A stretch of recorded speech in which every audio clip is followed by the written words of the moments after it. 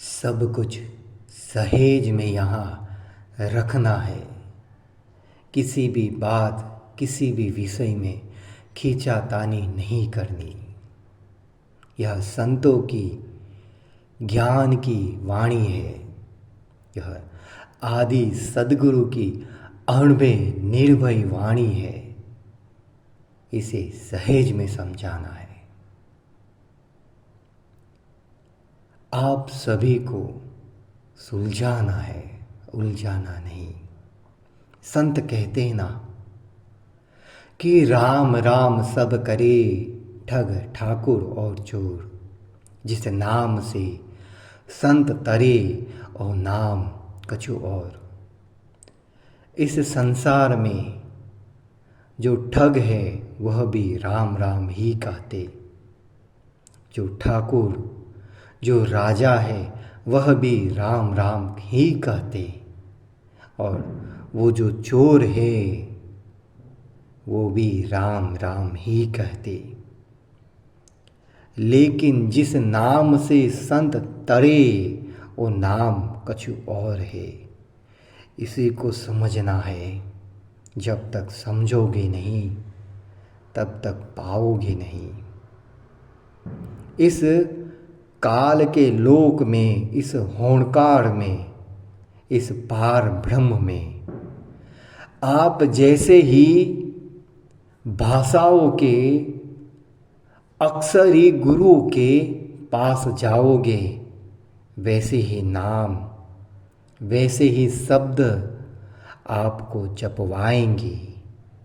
कोई राम राम नाम जपवाएगा, कोई अल्लाहु अल्लाहु नाम जपवाएगा, कोई जीसस का नाम जपवाएगा। क्योंकि इस जगत में यहाँ 52 अक्षरों का आप जाप, आप पाठ, आप तप करते हो। और यही तो मूल कारण है जो उस मालिक से, उस सत्य से, उस सत स्वरूप से आपको दूर हमेशा करता रहता है। यह 52 अक्षर मृतक है, असत्य है। और आत्मा अमर है, वह सत्य है। अब इसी विषय को हमें समझना है। एक दृष्टांत आपको समझ में आए वैसा ले रहा हूँ। बाकी इस विषय से मुझे कुछ भी लेना देना नहीं।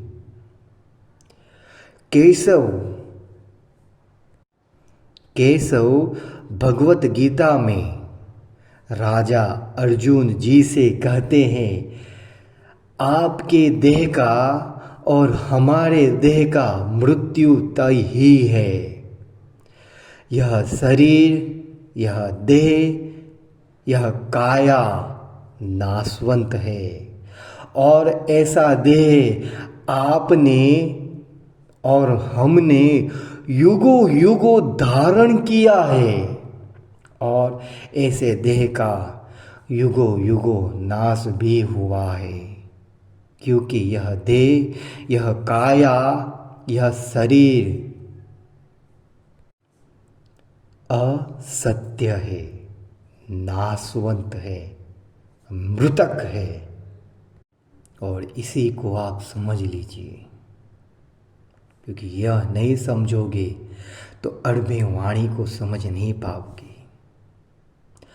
और आत्मा को जल भिगो नहीं सकता, अग्नि जला नहीं सकती, हवा उड़ा नहीं सकती, मिट्टी दबा नहीं सकती। अब यहाँ से निर्भय ज्ञान अणुभे वाणी को समझो। यहाँ पूजना किसको है यह समझो। देह को, या देह के भीतर में जो आत्मा है उसके भीतर में सत्य को खोजना है। जरा समझो, हमें पूजना किसको है? हमें सत्य को कहाँ ढूंढना है? यहाँ सभी 5 तत्व में बंधे हुए हैं और वैसे ही 5 तत्व को आप पूजते हो। अवतार पुरुष रामचंद्र जी ने जल में समाधि ली, अपने देह को जल में सौंप दिया। अवतार पुरुष कृष्ण जी ने देह को अग्नि में सौंप दिया। मृत्यु के बाद उनकी काया का अंतिम संस्कार हुआ। आप सब सोचो, आत्मा को अग्नि जला नहीं सकती, अग्नि जला नहीं सकती, जल भिगो नहीं सकता, हवा उड़ा नहीं सकती, मिट्टी दबा नहीं सकती। अब हमें सत्य को ढूंढना कहाँ? देह में या फिर आत्मा में? क्योंकि यह काया, यह सभी 5 तत्वों में बंधे हुए हैं। कोई जला हुआ है, कोई पानी में बहा गया, कोई मिट्टी में दबा हुआ है, कोई हवा में उड़ गया। उसी को आप पूजते हो, उसी के अंदर सत्य को ढूंढते हो। जरा सोचो, हमें सत्य को कहाँ ढूंढना है? जो 5 तत्वों में बंधा हुआ है वहाँ, या 5 तत्वों से परे वो आत्मा में है वहाँ? यहाँ 2 तत्व है। एक असत्य तत्व जो हर पल बदलता ही रहता है। कभी आप बालक थे, अब युवा, और कभी आप वृद्ध भी बन जाओगे। और ये जो हर पल बदल रहा है, और इसी को आप खुद को समझ रहे तो गलतफहमी है। क्या आप यह हो जो हर पल, हर क्षण बदल रहा है? और ये जो बदल रहा है यह तो असत्य तत्व है।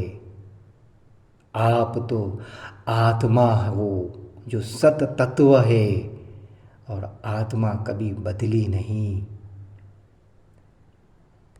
जिसे कोई मार ही नहीं सकता। अग्नि जला नहीं सकती, जल डुबो नहीं सकता, हवा उड़ा नहीं सकती, मिट्टी कभी भी उसे दबा भी नहीं सकती। और यहाँ सभी 5 तत्वों में बंधे हैं। यहाँ सभी 5 तत्वों में बंधे हुए हैं, और जो खुद बंधे हुए हैं वो आपको, आपकी आत्मा को कहाँ से मुक्त करवाएंगे? जरा सोचो। लेकिन यहाँ सभी की मति ऐसी हो गई है कि खुद को ही शरीर मानकर बैठे हैं।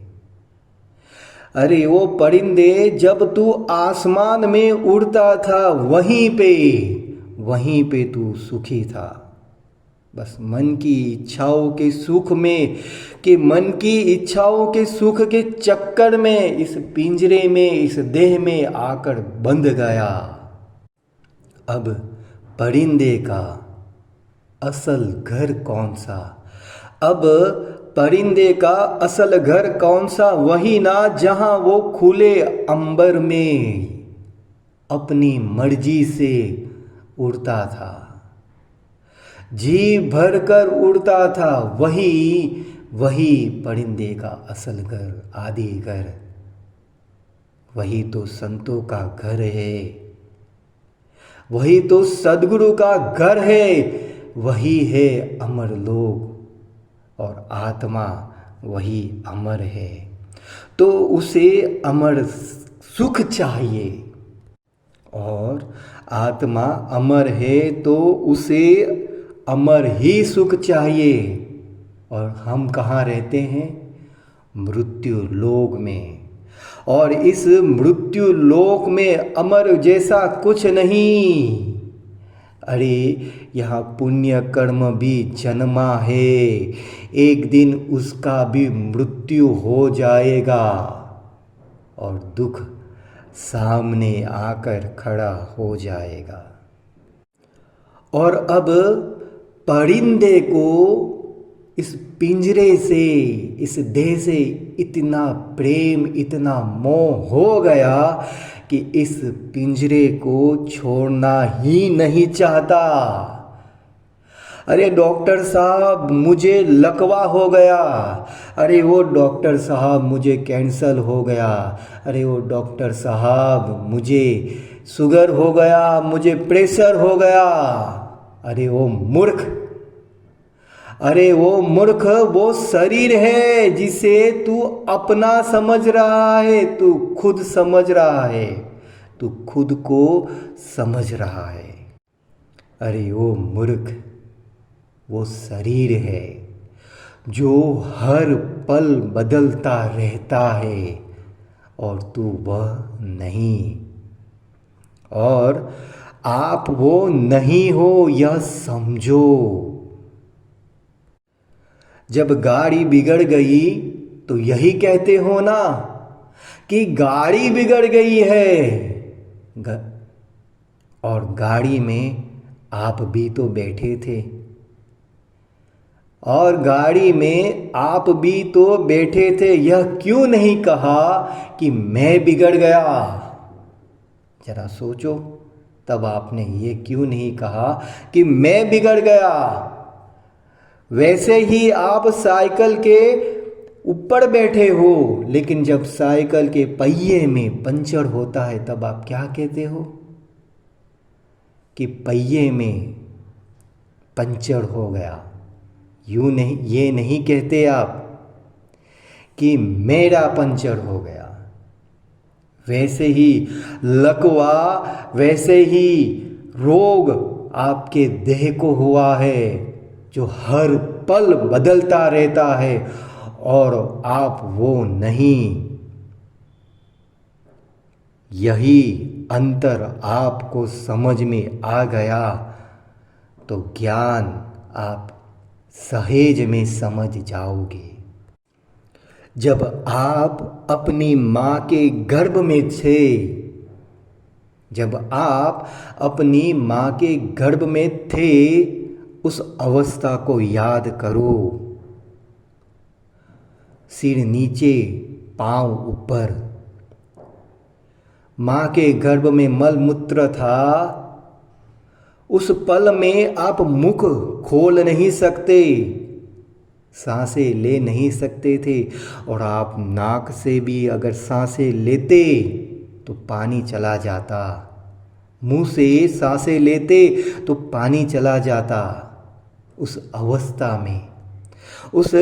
अवस्था में आप उस मालिक को याद करते थे, वह रीत को आप भूल गए। उस रीत को आप फिर से याद करो जब आप सांसें लेते ना थे। उस अवस्था को याद करो, तब आप जाप करते ना थे।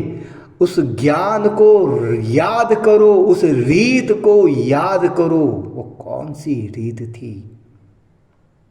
उस तरीके को याद करो, तभी आप मालिक को खोज पाओगे, अन्यथा नहीं। सभी 52 अक्षरी वाणियों को छोड़कर निवाणी बन जाओगे, तभी आपकी आत्मा का कार्य बनेगा। सभी तत्व को छोड़कर हमें नितत्व बनना है। हमें स्थूल को छोड़कर, हमें सूक्ष्म को छोड़कर नितत्व होना पड़ेगा, तब जाकर आपकी आत्मा का कार्य बनेगा। हमें नि अक्षर ने अक्षर जिसे लिखा नहीं जाता, जिसे कानों से सुना नहीं जाता, जिसे आँखों से देखा नहीं जाता, वैसे भेद को, वैसे ज्ञान को, वैसे कला को, वैसे सत स्वरूप के ज्ञान को समझना होगा। वैसे ज्ञान को जो समझाए, वैसे संत के पास जाना होगा। तब जाकर यह परिंदा, यह आत्मा रूपी परिंदा अपनी मर्जी से उड़ सकेगा। संतों ने जिस नाम का शरण लिया वो नेअंचर है, वो अक्षर आलेख है, वह ने अक्षर है, ने अंचर है। जब इसकी प्राप्ति होगी तभी आप नी तत्व बन पाओगे, वरना राम राम सब करे ठग ठाकुर और चोर, जिस नाम से संत तरे ओ नाम कछु और।